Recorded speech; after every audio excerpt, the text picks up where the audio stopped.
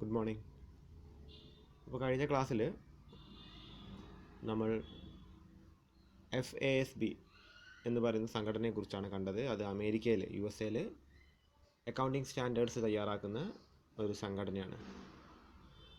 അപ്പോൾ അതിനെക്കുറിച്ചിട്ടാണ് കഴിഞ്ഞ ക്ലാസ്സിൽ കണ്ടത്. അപ്പോൾ ഈ ഒരു ക്ലാസ്സോട് കൂടിയിട്ട് നമ്മുടെ 4ാമത്തെ ചാപ്റ്റർ നമുക്ക് വല്ല വൈൻഡപ്പ് ചെയ്യണം. ഓക്കെ, ഇതിൽ മെയിനായിട്ട് ഡിഫറൻസുകളെ കുറിച്ചിട്ടാണ് ഈ ക്വസ്റ്റ്യൻസൊക്കെ മെയിനായിട്ട് വരുന്നത് ഈ ഒരു ക്ലാസ്സിൽ. ഓക്കെ, അപ്പോൾ ഇവിടെ ആദ്യത്തെ ചോദ്യം നോക്കാം നമുക്ക്. Differentiate between IFRS and IND-AS. IFRS എന്ന് വെച്ചാൽ എന്താണ്? ഇൻ്റർനാഷണൽ അക്കൗണ്ടിങ് സ്റ്റാൻഡേർഡ്സ് ആണ് ബേസിക്കലി. IND-AS എന്ന് വെച്ചാൽ നമ്മുടെ ഇന്ത്യൻ അക്കൗണ്ടിങ് സ്റ്റാൻഡേർഡ്സ്. അപ്പോൾ IND-ASൽ ഒരുപാട് സ്റ്റാൻഡേർഡ്സ് IFRSൽ നിന്ന് മെർജ് ചെയ്ത് വന്ന സ്റ്റാൻഡേർഡ്സ് ആണ്. കാരണം IFRS ആയിട്ട് ഒരുപാട് സാമ്യം ഇപ്പോൾ ഇന്ത്യൻ അക്കൗണ്ടിങ് സ്റ്റാൻഡേർഡ്സിലുണ്ട്. അതിനുശേഷമാണ് അതിന് IND-AS എന്ന് പേര് വന്നത്. നമ്മൾ IFRSനെ കൺവേർജ് ചെയ്യുക ചെയ്തത്. ഞാൻ വീണ്ടും വീണ്ടും ആ പേര് പറയുന്നത് അത് ഒരുപാട് പ്രാവശ്യം എക്സാമിനേഷനിൽ ചോദിച്ചാണ് കൺവേർജൻസ് എന്താണെന്നുള്ളത്. അപ്പോൾ ഒരു രാജ്യത്തിൻ്റെ എന്താണ് സ്ഥിതിക്കനുസരിച്ചിട്ട് ഇൻ്റർനാഷണൽ അക്കൗണ്ടിങ് സ്റ്റാൻഡേർഡ്സിനെ എന്താണ് മാറ്റങ്ങൾ വരുത്തിക്കൊണ്ട് സ്വീകരിക്കുന്നതിൻ്റെ പേരാണ് കൺവേർജൻസ് എന്ന് വെച്ചാൽ. അപ്പോൾ അതാണ് ഇന്ത്യയിൽ ചെയ്തത്. അപ്പോൾ അതിനുശേഷം ഇന്ത്യൻ അക്കൗണ്ടിങ് സ്റ്റാൻഡേർഡിൻ്റെ പേര് IND-AS എന്നാണ്. അപ്പോൾ ഇപ്പോഴും IFRSും IND-ASും തമ്മിൽ ചില ഡിഫറൻസസ് ഉണ്ട്. അപ്പോൾ എന്തൊക്കെയാണ് ഡിഫറൻസസ് എന്ന് നമുക്ക് നോക്കാം. അതിൽ ഫസ്റ്റ് പോയിന്റ് ശ്രദ്ധിക്കുക. IFRS is based on fair value concept.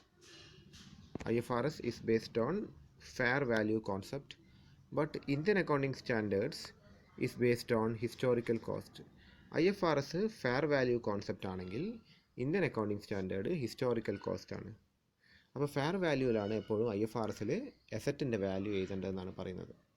എസറ്റ് അതായത് നമ്മുടെ ആസ്തികളുടെ വില എഴുതുന്ന നേരത്ത് നിലവിൽ ഇപ്പോൾ എന്താണോ അതിൻ്റെ മാർക്കറ്റ് വില, ഫെയർ വാല്യൂ എത്ര കിട്ടും നോക്കിയിട്ട് നമ്മളത് കാൽക്കുലേറ്റ് ചെയ്തിട്ടാണ് നമ്മളെപ്പോഴും ഓരോ വർഷവും നമ്മുടെ അസറ്റിൻ്റെ വാല്യൂ നമ്മൾ എഴുതി വെക്കേണ്ടത്.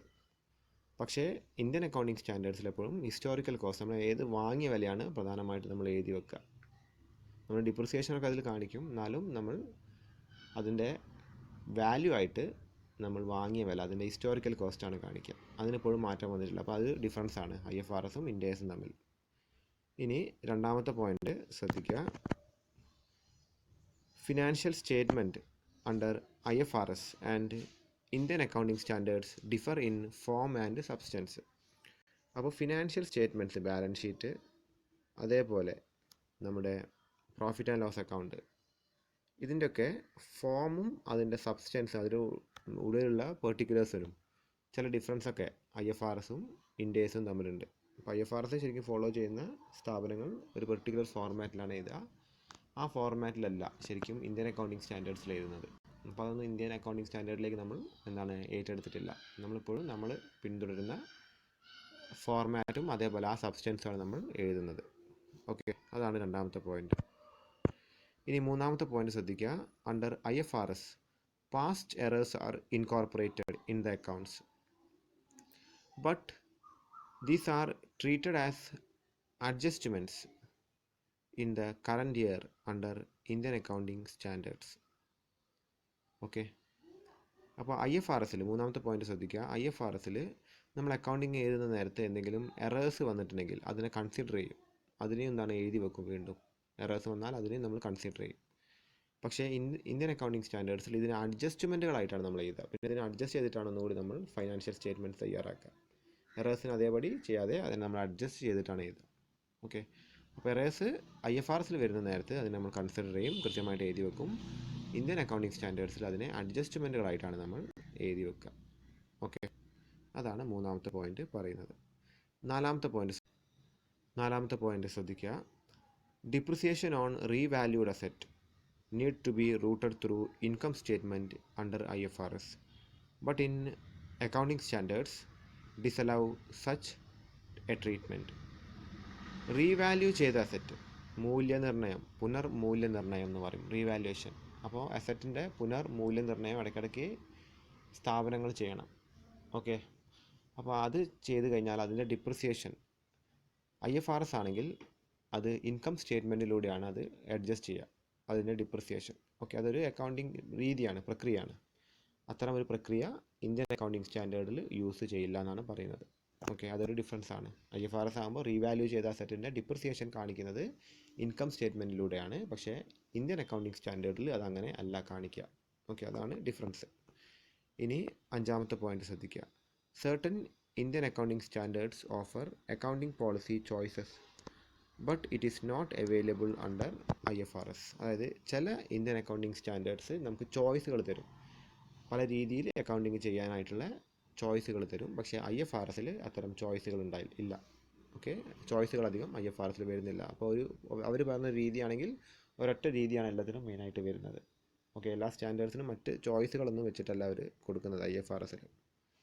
ഇനി ആറാമത്തെ point, Indian accounting standards define assets by classes which can be depreciated at different rates, whereas IFRS promotes the concept of components of fixed assets based on their usefulness. അതായത് ഇപ്പോൾ നമ്മളൊരു മെഷീനറി വാങ്ങി. Okay, അപ്പോൾ മെഷീനറിക്ക് Indian accounting standards പ്രകാരം ഒരു depreciation rate ആണ്. ഇപ്പോൾ 40% ആണെന്ന് നോക്കാം. പ്രതിവർഷം 40% എന്താണ് ഡിപ്രിസിയേഷൻ കാണിക്കുക മെഷീനറി, അല്ല ഹെവി യൂസേജ് ചെയ്യുന്ന മെഷീനറിക്ക് ആകുമ്പോൾ അത്ര ഡിപ്രിസിയേഷൻ ചിലപ്പോൾ വരും അതിന്. കാര്യം ഈ വർഷം 1 ലക്ഷത്തിന് വാങ്ങിയ മെഷീനറി ചിലപ്പോൾ അടുത്ത വർഷത്തിന് 60,000 രൂപയെ വാല്യൂ ഉണ്ടാവുള്ളൂ. 40,000 രൂപ ഡിപ്രിസിയേഷനായിട്ട് പോകും. ഓക്കെ, അപ്പോൾ അത്രയും ശതമാനം നമ്മൾ ഒരു പെർട്ടിക്കുലർ ക്ലാസ് ആണ് മെഷീനറിക്ക് അത്രയും ശതമാനം കൊടുക്കും. ബിൽഡിങ്ങിന് 10% എന്ന് കൂട്ടാം അല്ലേ. അപ്പോൾ ഈ വർഷം നമുക്ക് എന്താണ് നമ്മൾ ഉണ്ടാക്കാനായിട്ട് ചിലവ് വന്ന ഒരു 10 ലക്ഷം രൂപ, അല്ലെങ്കിൽ ചിലവ് വന്നിട്ട് നമുക്ക് ഉണ്ടാക്കാനായിട്ട് ചിലവ് വന്നൊരു ബിൽഡിങ് നമുക്കത് അടുത്ത വർഷം വിൽക്കുമ്പോൾ 9 ലക്ഷമൊക്കെ കിട്ടുള്ളൂ. ആ ബിൽഡിങ്ങിൻ്റെ മാത്രം വില, ലാൻഡിൻ്റെ വില വേറെയും. ഓക്കെ, അപ്പോൾ അങ്ങനെ ഓരോ ക്ലാസ്സിന് ബിൽഡിങ്ങിനൊരു ഡിപ്രിസിയേഷൻ റേറ്റ്, വെഹിക്കിൾസിനൊരു ഡിപ്രിസിയേഷൻ റേറ്റ്, മെഷീനറിക്ക് ഒരു ഡിപ്രിസിയേഷൻ റേറ്റ്, ഓരോന്നിനോരോ ഡിപ്രിസിയേഷൻ റേറ്റ്, ഫർണിച്ചർ ആൻഡ് ഫിക്സ്ചറിനൊരു ഡിപ്രിസിയേഷൻ റേറ്റ്, അങ്ങനെ ഓരോ ക്ലാസ്സായിട്ട് അസറ്റുകൾ തിരിച്ചിട്ട് ആണ് ഡിപ്രിസിയേഷൻ റേറ്റ് വെക്കുന്നത്. അപ്പോൾ മെഷീനറീൻ്റെ ഉദാഹരണം പറയുകയാണെങ്കിൽ നമ്മളിപ്പോൾ ഒരു മെഷീനറി, ഇതിന് കുറേ കോമ്പോണൻസ് ഉണ്ട്. ഇതൊരു കോമ്പോണൻറ്റ്, ഇതൊരു കോമ്പോണൻറ്റ്, ഇതൊരു കോമ്പോണൻറ്റ്. അപ്പോൾ ഇതെല്ലാം കൂടി ചേർത്തിട്ടാണ് 40% ഇന്ത്യൻ അക്കൗണ്ടിങ് സ്റ്റാൻഡേർഡ്സിൽ നമ്മൾ വെക്കുക. ഓക്കെ, ഇനി ഇത് IFRS ആണെങ്കിൽ എങ്ങനെയാണ് വരിക എന്ന് വെച്ചാൽ, ഈ മെഷീനറീൻ്റെ ഈ 2 ഭാഗങ്ങൾ നമ്മൾ ഉപയോഗിക്കുന്നുണ്ട്, ഇത് യൂസ് ചെയ്യുന്നില്ല. അങ്ങനെയാണെങ്കിൽ ഇതിന് 2 മാത്രമേ എന്ത് വരുള്ളൂ, ഡിപ്രിസിയേഷൻ ചാർജ് ചെയ്യാൻ പറ്റുള്ളൂ. ഇതിന് നമുക്ക് ചാർജ് ചെയ്യാൻ പറ്റില്ല. അങ്ങനത്തെ ഒരു വകുപ്പ് IFRSൽ വരുന്നുണ്ട്. അത് നമ്മുടെ ഇന്ത്യൻ അക്കൗണ്ടിങ് സ്റ്റാൻഡേർഡ്സിൽ വരുന്നില്ല. കാര്യം നമ്മൾ വെറുതെ കട്ടപ്പുറത്ത് ഇട്ട മെഷീനറി ആണെങ്കിലും അതിന് നമുക്ക് ഡിപ്രിസിയേഷൻ എന്ത് ചെയ്യാൻ പറ്റും, ചാർജ് ചെയ്യാൻ പറ്റും. ഈ ഡിപ്രിസിയേഷൻ എന്ന് വെച്ചാൽ നമ്മൾ ചിലവായിട്ട് കാണിക്കുന്നതാണ്. ഓക്കെ, അപ്പോൾ അത് നമ്മുടെ പ്രോഫിറ്റിൽ നിന്ന് അത് കുറയുക ചെയ്യുക. ഡിപ്രിസിയേഷൻ നമ്മൾ ചാർജ് ചെയ്ത് കഴിഞ്ഞാൽ പ്രോഫിറ്റിൽ നിന്ന് അത് ചിലവായിട്ട് കുറയുക ചെയ്യുക. അപ്പോൾ അത് നമുക്ക് ടാക്സിനൊക്കെ ബെനിഫിറ്റാണ്.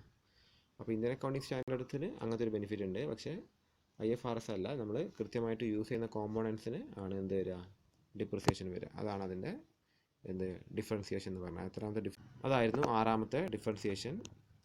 ഇനി 7ാമത്തെ നോക്കാം. Under IFRS prayer period items will be given retrospective effect in opening equity, which is not permitted in Indian accounting standard. Okay, prior period items. Prior period means accounting periodന് മുൻപുള്ള ഐറ്റംസ്, അക്കൗണ്ടിങ് പീരീഡ് സ്റ്റാർട്ട് ചെയ്യുന്നതിന് മുൻപ് വരുന്ന accounting items, അതിന് എന്ത് effect കൊടുക്കുന്ന പറഞ്ഞത്, retrospective effect. അതായത് ഭൂതകാല വീക്ഷണം എന്ന് പറയും റെട്രോസ്പെക്റ്റീവ്. കഴിഞ്ഞ കാലത്തിൻ്റെ അതേ അടിസ്ഥാനത്തിൽ അതിന് എന്താണ് ഇക്വിറ്റി, ഓപ്പണിംഗ് ഇക്വിറ്റിക്ക് എന്താണ് നമുക്ക് അതിലേക്ക് അത് ആഡ് ചെയ്യും. അതായത് ഇക്വിറ്റീൻ്റെ ഓപ്പണിംഗ് ബാലൻസിലേക്ക് പ്രയർ പീരീഡ് ഐറ്റംസിൻ്റെ ബാലൻസ് ആഡ് ചെയ്യാൻ IFRSൽ സാധിക്കുമെന്നാണ് പറയുന്നത്. ഓക്കെ, അതായത് അക്കൗണ്ടിങ് പീരീഡ് എന്ന് വെച്ചാൽ ഏപ്രിൽ 1 മുതൽ മാർച്ച് 31 വരെയാണ്. അപ്പോൾ നമുക്ക് ഇപ്പോൾ നടക്കുന്ന അക്കൗണ്ടിങ് പീരീഡ് എന്താണെന്ന് വെച്ചാൽ നമ്മുടെ 2021 ഏപ്രിൽ 1 മുതലാണ് അത് സ്റ്റാർട്ട് ചെയ്തത്. അപ്പോൾ അതിന് മുൻപ് കഴിഞ്ഞ മാർച്ച് 31 വരെയുള്ള സംഗതികൾ പ്രയർ പീരീഡ് ഐറ്റംസ് ആണ്, കഴിഞ്ഞ അക്കൗണ്ടിങ് പീരീഡിൽ വരേണ്ട കാര്യങ്ങളാണ്. അത് ഈ അക്കൗണ്ടിങ് പീരീഡിലേക്ക് നമ്മൾ എടുക്കില്ല. പക്ഷേ IFRSൽ അത് എടുക്കും, പക്ഷേ ഇന്ത്യൻ അക്കൗണ്ടിങ് സ്റ്റാൻഡേർഡ്സിൽ അത് എടുക്കില്ല എന്നാണ് പറയുന്നത്. IFRSൽ അത് റെട്രോസ്പെക്റ്റീവ് എഫക്റ്റിൽ എടുക്കുമെന്നാണ് പറയുന്നത്. അതാണ് 7ാമത്തെ പോയിന്റ്.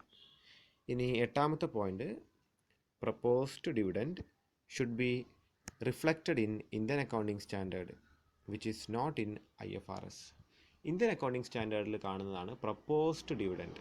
ഡിവിഡൻഡ് എന്താണെന്ന് വെച്ച് കഴിഞ്ഞാൽ ഓഹരി ഉടമകൾക്ക് കമ്പനി കൊടുക്കുന്ന ലാഭത്തിൻ്റെ വിഹിതം, അതാണ് ഡിവിഡൻഡ് എന്ന് വെച്ചാൽ. ലാഭം കിട്ടിക്കഴിഞ്ഞാൽ ആ ലാഭത്തിൻ്റെ ആർക്കാണ് കൊടുക്കേണ്ടത്? അത് അതിൻ്റെ ഓണേഴ്സിനാണ് കൊടുക്കേണ്ടത്. ഒരു കമ്പനിയുടെ ഓണേഴ്സ് എന്ന് പറയുന്നത് അതിൻ്റെ ഷെയർ ഹോൾഡേഴ്സാണ്.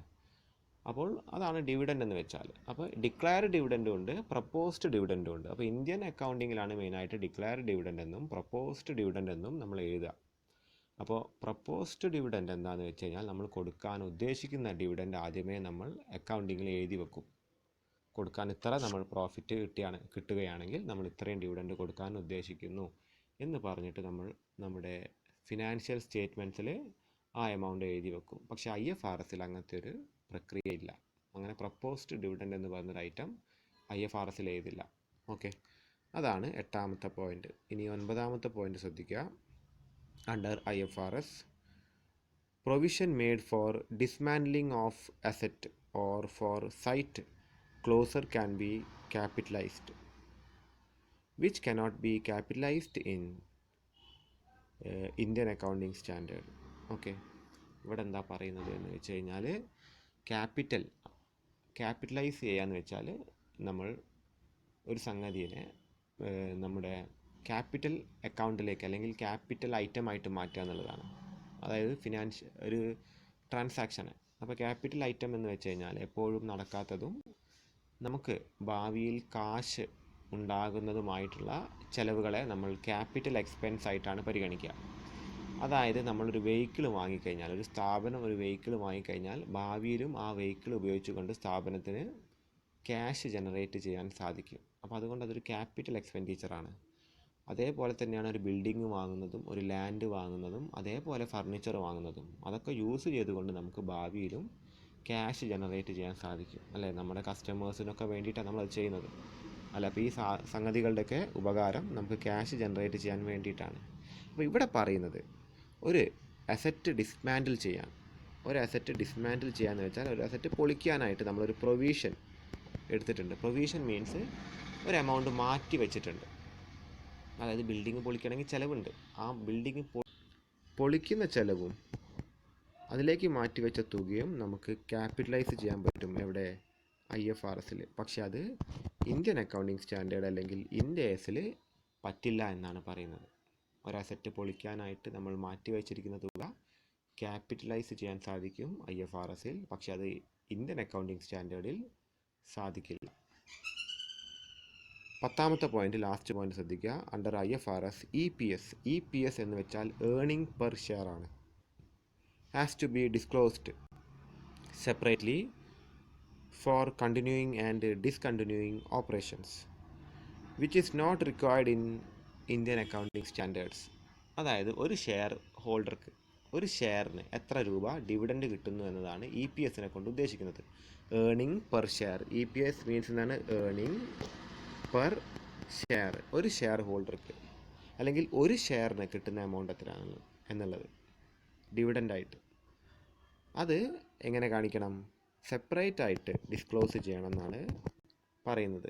എവിടെ? IFRSൽ. അത് കണ്ടിന്യൂയിങ് ആവട്ടെ ഓപ്പറേഷൻ, ഡിസ്കണ്ടിന്യൂയിങ് ഓപ്പറേഷൻ ആവട്ടെ, ബിസിനസ് തുടർന്ന് പോവുകയാണെങ്കിലും തുടർന്ന് പോകുന്നില്ലെങ്കിലും അത് കാണിക്കണം എന്നാണ് പറയുന്നത്. പക്ഷേ അത്തരം ഒരു കണ്ടീഷൻ ഇന്ത്യൻ അക്കൗണ്ടിങ് സ്റ്റാൻഡേർഡിൽ ഇല്ല എന്നാണ് പറയുന്നത്. ഓക്കെ, ഇത്രയാണ് 10 differences of IFRS and Indian accounting standards. Okay, അപ്പോൾ ഇതൊന്ന് നിങ്ങൾ കൃത്യമായിട്ട് സ്ക്രീൻഷോട്ട് എടുത്തിട്ട് എഴുതി വെക്കുക.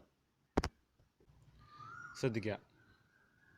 അപ്പോൾ ഇനി സ്പെസിഫിക് ആയിട്ടുള്ള സ്റ്റാൻഡേർഡ് വൈസ് ഡിഫറൻസിയേഷൻ. അപ്പോൾ അത് ഒരുപാടുണ്ട്. അപ്പോൾ അതെല്ലാം നമുക്ക് എഴുതേണ്ട കാര്യമില്ല. നമുക്ക് 2-3 എണ്ണം, ആവശ്യമുള്ള 2-3 എണ്ണം മാത്രം നമുക്ക് എഴുതി വെക്കാം. ഓക്കെ, അത് സ്പെസിഫിക് ആയിട്ട് ചോദിക്കാനും പോകുന്നില്ല. ഇന്ന സ്റ്റാൻഡേർഡിൻ്റെ ഡിഫറൻസ് എന്തൊക്കെയാണെന്നുള്ളത് ചോദിക്കാൻ പോകുന്നില്ല. ചോദിക്കുകയാണെങ്കിൽ ജനറലായിട്ടേ ചോദിക്കുള്ളൂ. ഏതെങ്കിലും സ്റ്റാൻഡേർഡ്സിന് ഡിഫറൻസ് ചെയ്താൽ ചിലപ്പോൾ ചോദിക്കുകയാണെങ്കിൽ ചോദിക്കുള്ളൂ. അത് ഇതുവരെ അങ്ങനെ ചോദിച്ചിട്ടില്ല എക്സാമിനേഷൻസിൽ. ഓക്കെ, എന്നാലും നമുക്കത് ഒഴിവാക്കിയിട്ട് മുന്നോട്ട് പോകാനും പറ്റില്ല. ഇനി വരുന്ന എക്സാമിനേഷൻസിന് എങ്ങനെയാണ് ചോദ്യങ്ങൾ ചോദിക്കുക എന്നുള്ളത് നമുക്ക് പറയാൻ പറ്റില്ല. ഓക്കെ, അപ്പോൾ നിങ്ങൾ ആദ്യം മെയിൻ ഹെഡിങ് ആയിട്ട് ഈ ഒരു സെൻറ്റൻസ് എഴുതി വെക്കുക. ഈ ഒരു ലൈന് നിങ്ങൾ മെയിൻ ഹെഡിങ് ആയിട്ട് എഴുതി വെക്കുക. Standard wise difference between IFRS or IAS international and IND AS Indian accounting സ്റ്റാൻഡേർഡും തമ്മിലുള്ള വ്യത്യാസം, ഇൻ്റർനാഷണൽ അക്കൗണ്ടിങ് സ്റ്റാൻഡേർഡും ഇന്ത്യ എസും തമ്മിലുള്ള സ്റ്റാൻഡേർഡ് വൈസ്, പെർട്ടിക്കുലർ സ്റ്റാൻഡേർഡ്സ് വൈസുള്ള ഡിഫറൻസിയേഷനാണ് ചോദിക്കുന്നത്. അപ്പോൾ ഇവിടെ ആദ്യത്തെ സൈഡ് ഹെഡിങ് നിങ്ങൾ എഴുതേണ്ടത് significant differences between IFRS IAS 1 and IND AS 1. അതായത് 1 എന്നത് ഇന്ത്യ എസിലും അതേപോലെ IFRSലും 1 എന്ന് പറഞ്ഞ അക്കൗണ്ടിങ് സ്റ്റാൻഡേർഡ് തമ്മിലുള്ള ഡിഫറൻസ് ആണ്. പെർട്ടിക്കുലർലി ആ 1 എന്ന് പറഞ്ഞ അക്കൗണ്ടിങ് സ്റ്റാൻഡേർഡ് 1ൽ അത് IFRSൽ വരുന്നതും ഇന്ത്യ എസിൽ വരുന്നതും എങ്ങനെയൊക്കെയാണ് ഡിഫറൻസിയേഷൻ വരുന്നത് എന്നുള്ളതാണ്. ഇത് ലിസ്റ്റായിട്ടുണ്ടാവുക ഈ അക്കൗണ്ടിങ് സ്റ്റാൻഡേർഡ്സ് 1 മുതലാണ് സ്റ്റാർട്ട് ചെയ്യുക. ഓക്കെ, അപ്പോൾ അതിൽ ഫസ്റ്റ് പോയിൻ്റ് നിങ്ങൾ ശ്രദ്ധിക്കുക. With regard to preparation of statement of profit and loss, with regard to preparation of statement of profit and loss, IFRS 1 provides an option either to follow the single statement approach or to follow two statement approach, but in Ind AS 1 only allows single statement approach. Okay, അതായത് statement of profit and loss IFRS 1 പ്രകാരം IFRS 1 പറയുന്നത് എന്താണെന്ന് വെച്ച് കഴിഞ്ഞാൽ, ഒന്നുകിൽ അതൊരു single statement ആയിട്ട്, ഒരൊറ്റ സ്റ്റേറ്റ്മെൻ്റ് ആയിട്ട് തയ്യാറാക്കാം, അല്ലെങ്കിൽ മൾട്ടിപ്പിൾ സ്റ്റേറ്റ്മെൻ്റ് ആയിട്ട്, ഒന്നിൽ കൂടുതൽ സ്റ്റേറ്റ്മെൻ്റ് ആയിട്ടും തയ്യാറാക്കാമെന്ന് ഇൻ്റർനാഷണൽ അക്കൗണ്ടിങ് സ്റ്റാൻഡേർഡ് IAS അല്ലെങ്കിൽ IFRS, അതിൻ്റെ മറ്റൊരു പേരാണ് IFRS, പറയുന്നത്. പക്ഷേ ഇന്ത്യൻ അക്കൗണ്ടിങ് സ്റ്റാൻഡേർഡ് എപ്പോഴും സിംഗിൾ സ്റ്റേറ്റ്മെൻറ്റ് അപ്രോച്ചിനെ മാത്രമേ എന്ത് ചെയ്യുന്നുള്ളൂ, പ്രൊമോട്ട് ചെയ്യുന്നുള്ളൂ. അല്ലാണ്ട് മൾട്ടിപ്പിൾ സ്റ്റേറ്റ്മെൻറ്റ് തയ്യാറാക്കാൻ അവർ പറയുന്നില്ല. അതാണ് ആദ്യത്തെ ഡിഫറൻസ്. രണ്ടാമത്തെ ഡിഫറൻസ് ശ്രദ്ധിക്കുക. Another difference lies in terminology used. For example, in Ind AS 1, the term balance sheet is used, while in IFRS 1, the term statement of financial position is used. Similarly, in Ind AS 1, the term statement of profit and loss is used, but in IFRS, the term statement of profit and loss and other comprehensive income is used. അതായത് ടെർമിനോളജിയിലും വ്യത്യാസമുണ്ട്. Terminology means എന്താണ്, ഉപയോഗിക്കുന്ന വാക്കുകൾക്ക് ഓരോന്നിനും. ഇപ്പോൾ balance sheet എന്ന് നമ്മൾ പറയും സ്വതവേ, നമ്മളെന്താണ് ഇന്ത്യൻ അക്കൗണ്ടിങ് സ്റ്റാൻഡേർഡിൽ 1 ബാലൻസ് ഷീറ്റ് എന്ന് പറഞ്ഞ വാക്ക് ഉപയോഗിക്കുക എന്ന് പറയുന്നുണ്ട്. പക്ഷേ IFRSൽ സ്റ്റേറ്റ്മെൻറ്റ് ഓഫ് എന്താണ് ഫിനാൻഷ്യൽ പൊസിഷൻ എന്ന് മാത്രമേ യൂസ് ചെയ്യാൻ പാടുള്ളൂ എന്നാണ് പറയുന്നത്. ഓക്കെ, ബാലൻസ് ഷീറ്റ് എന്ന് ഉപയോഗിക്കാൻ പാടില്ല, അതിന് വെറും സ്റ്റേറ്റ്മെൻറ്റ് ഓഫ് ഫിനാൻഷ്യൽ പൊസിഷൻ എന്ന് മാത്രമേ യൂസ് ചെയ്യാൻ പാടുള്ളൂ എന്നാണ് IFRSൽ പറയുന്നത്. IFRS 1 ഇതൊക്കെ IFRS 1 Ind AS 1 കാര്യം മാത്രമേ പറയുന്നുള്ളൂ. അതിനെ എല്ലാം കൂടി ജനറലി പറയില്ല. ആ ഒരു നമ്മുടെ അക്കൗണ്ടിങ് സ്റ്റാൻഡേർഡ് 1 എന്ന് പറയുന്ന സ്റ്റാൻഡേർഡ് 1ൽ പറഞ്ഞ കാര്യങ്ങളാണ്, ഈ രണ്ടും തമ്മിലുള്ള വ്യത്യാസങ്ങൾ മാത്രമേ ഇവിടെ പറയുന്നുള്ളൂ. അതേപോലെ Ind AS 1 statement of profit and loss നമുക്ക് യൂസ് ചെയ്യാൻ പറ്റും. പക്ഷേ IFRS 1 അല്ലെങ്കിൽ IAS 1 statement of profit and loss and other comprehensive income എന്നും കൂടി നമ്മൾ എഴുതണം. ഓക്കെ, അതത് നിർബന്ധം പിടിക്കുന്നുണ്ട് IFRS. അപ്പോൾ ഇതാണ് ടെർമിനോളജിയിലുള്ള ഡിഫറൻസ്. ഇനി മൂന്നാമത്തെ പോയിന്റ് ശ്രദ്ധിക്കുക. IFRS or IAS 1 gives option to individual entities to follow different terminology for the titles of financial statement. On other hand, Ind AS 1 gives only one terminology. അതായത് individual എൻറ്റിറ്റീസിന് എന്താണ് different terminology use ചെയ്യാൻ, അതിൻ്റെ title use ചെയ്യാൻ IFRS സമ്മതിക്കുന്നുണ്ട്. പക്ഷേ Ind AS 1 ആകെ ഒറ്റ terminology മാത്രമേ use ചെയ്യാനേ സമ്മതിക്കുന്നുള്ളൂ. ഇപ്പോൾ നമ്മൾ പറയുകയാണെങ്കിൽ പ്ലാന്റ് ആൻഡ് മെഷീനറിക്ക് മറ്റേന്തെങ്കിലും പേര് വേണമെങ്കിൽ IFRSൽ യൂസ് ചെയ്യാനാണ് പറയുന്നത്. പക്ഷേ Ind ASൽ പറയുന്നത് പ്ലാന്റ് ആൻഡ് മെഷീനറി ആണെങ്കിൽ അതിന് പ്ലാന്റ് ആൻഡ് മെഷീനറി എന്ന് മാത്രമേ വേർഡ് യൂസ് ചെയ്യാൻ പറ്റുള്ളൂ എന്നാണ് പറയുന്നത്. അപ്പോൾ ഇതാണ് മെയിനായിട്ട് നമുക്ക് ഈ 3 പോയിന്റുകൾ നിങ്ങൾ എഴുതി വെച്ചാൽ മതി. ഫസ്റ്റ് Ind AS 1 IFRS 1 തമ്മിലുള്ള ഡിഫറൻസ്. ഇനി നെക്സ്റ്റ് സൈഡ് ഹെഡിങ് ശ്രദ്ധിക്കുക, നിങ്ങൾ എഴുതാൻ വരട്ടെ. Significant difference between IFRS or IAS 2 and Ind AS 2. Heading അവിടെ എഴുതിയിട്ടുണ്ട് ടെക്സ്റ്റിൽ. There is no significant difference, അത് ഇവിടെ പറയുന്നുണ്ട്. അപ്പോൾ IFRS 2 എന്ന് പറയുന്ന അക്കൗണ്ടിങ് സ്റ്റാൻഡേർഡിലും അതേപോലെ Ind AS 2 എന്ന് പറഞ്ഞ അക്കൗണ്ടിങ് സ്റ്റാൻഡേർഡും സെയിം ആണ്. അത് അതേപടി തന്നെ Ind ASലേക്ക് എടുത്തതാണ്. IFRS 2 അതേപടി Ind ASലേക്ക് എടുത്തത് കൊണ്ട് there is no difference in Ind AS 2 and IFRS 2. നമ്മളെന്താ ചെയ്തിരിക്കുന്നത്? We have converged IFRS 2 Ind AS. Ind ASലേക്ക് IFRSനെ കൺവേർജ് ചെയ്തത് അല്ലേ, ആവശ്യാനുസരണം നമ്മൾ മാറ്റം വരുത്തിക്കൊണ്ട് എടുക്കുക ചെയ്തത്. അത് 1 മാറ്റങ്ങൾ വരുത്തിയിട്ടുണ്ട് നമ്മൾ. Ind AS 1 IFRS 1 തമ്മിലുള്ള മാറ്റങ്ങൾ വരുത്തിയിട്ട് തന്നെയാണ് IFRS എടുത്തിരിക്കുന്നത്. നമ്മളെ അക്കൗണ്ടിങ് മെത്തേഡിനനുസരിച്ച് നമുക്കത് മാറ്റങ്ങൾ വരുത്തിക്കൊണ്ടാണ് IFRSനെ Ind ASലേക്ക് 1 കൺവേർജ് ചെയ്തിരിക്കുന്നത്. പക്ഷേ IFRS 2നെ അതേപടി നമ്മൾ ഇൻഡേസിലേക്ക് എടുത്തു. അതുകൊണ്ട് IFRS 2-ഉം ഇൻഡേസ് 2-ഉം തമ്മിൽ യാതൊരുവിധ വ്യത്യാസവും വരുന്നില്ല. അതുകൊണ്ട് തന്നെ നിങ്ങളത് നോട്ടിലേക്ക് എഴുതേണ്ട കാര്യം വരുന്നില്ല. അപ്പോൾ രണ്ടിൽ എന്താണ് വ്യത്യാസങ്ങളില്ല. ഓക്കെ, അതൊന്ന് നോട്ട് ചെയ്ത് വെക്കുക, അതൊന്ന് ഓർത്ത് വെക്കുക.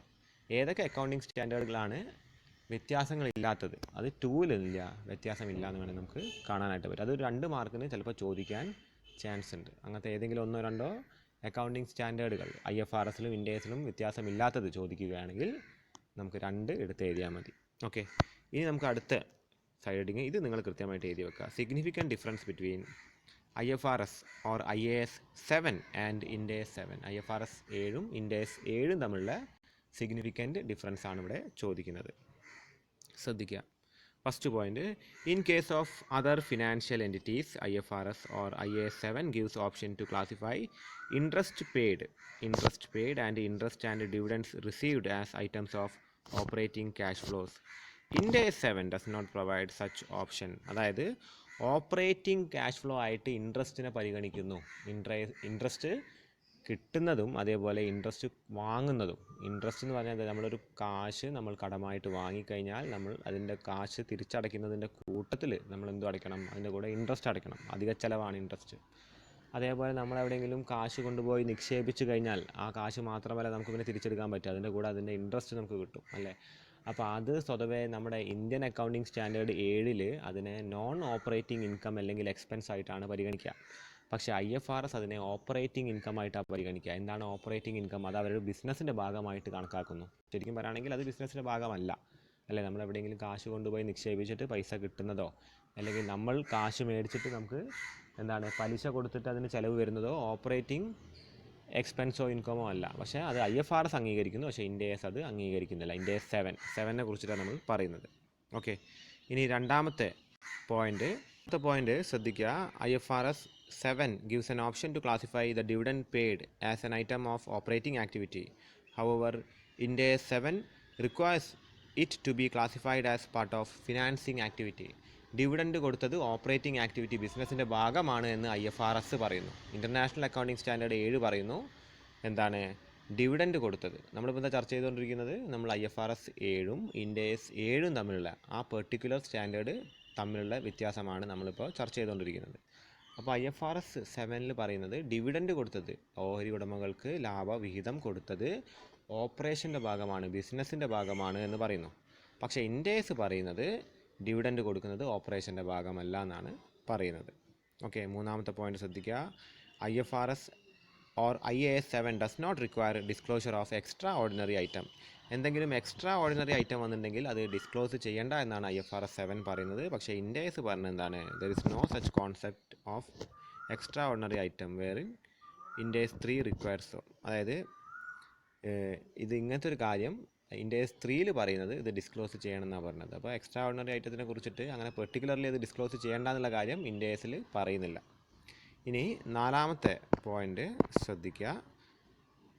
ഇൻഡേസ് 7 does not make explicit distinction between bank borrowing and bank overdraft, whereas IFRS or IAS 7 makes so. അതായത് ഇന്ത്യൻ അക്കൗണ്ടിങ് സ്റ്റാൻഡേർഡ് ബാങ്കിൽ നിന്ന് കടമെടുത്താലോ അല്ലെങ്കിൽ ബാങ്ക് ഓവർ ഡ്രാഫ്റ്റിനെയോ ഒരേപോലെ കാണുന്നത്.